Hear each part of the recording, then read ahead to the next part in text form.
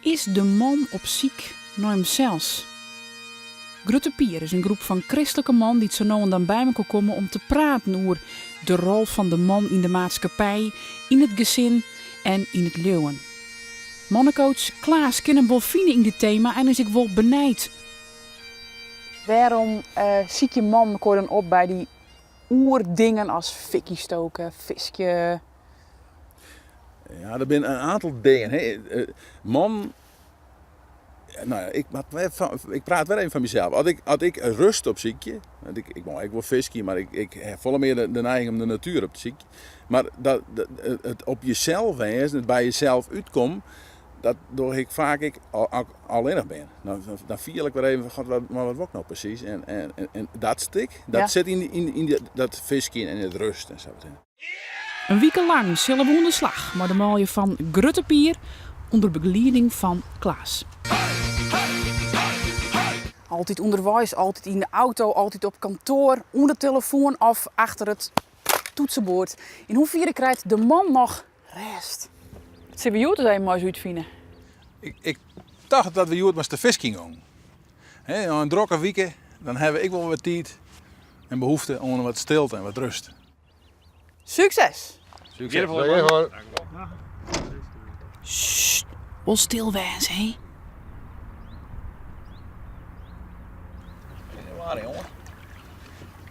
Zodat je in niks kun je denk ik soms de gas die soms misschien wordt ontsteken in je holen, kun je weer eens even op orde krijgen. Ja, want hij is druk, eigen bedrijf. Ja, klopt. Ja, dus altijd toch wel rennen en vliegen. En daarin maak ik heel bewust ziek naar de rustmomenten in je gezin. Wat een rest. Voeltjes op de achtergrond.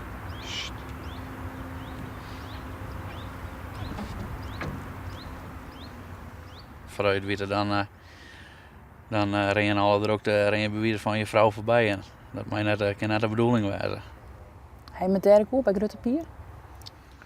Ja, zeker. Daar hebben we het bij Grutte Pier. Ik wil onderling van hoe zeker die in de rust staat, over zeker de rust staat.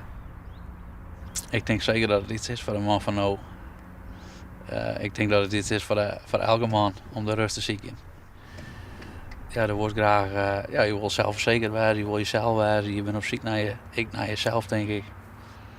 En dat vind je dan weer trolle rust te zoeken, denk ik. Ja. Nou man, we moeten nou even een snoekje bij hebben. Hier heb ik niet aan. Ik heb ik net zo hard van. We kennen wel, joh. Ben je nou net bij? Nee, niet. Hoe lijkt het? Wil het nog wat bieden? Ach, nee dus. Als je zegt hoe druk het iedereen het jaren daar heeft, dan valt het net ta om bij jezelf te blijven en goed te weten wat je wil enzovoort. Nou, ik heb deze man wel jet dat die daar wel mee bezig zijn. En hoe druk dat ze betekent ik hebben, ze willen wel stilstaan. En dat Grutte Pier gebeuren, dat is toch een soort van bewustzijn en maar ook impederen over dit soort dingen. En is dat iets wat man oors net dienen en wat ze nou, ik bedoel, moet je daar wel iets van hoe winnen? Van dat je zei van ik moet even die rest hebben, want ja man, moet ik altijd maar trok in kennen.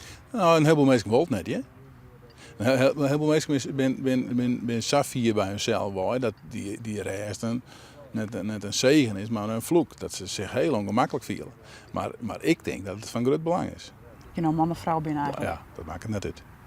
Ja. Ja, kabiet! Oh. Kabiet! Ja! Wat dat ding? Nee!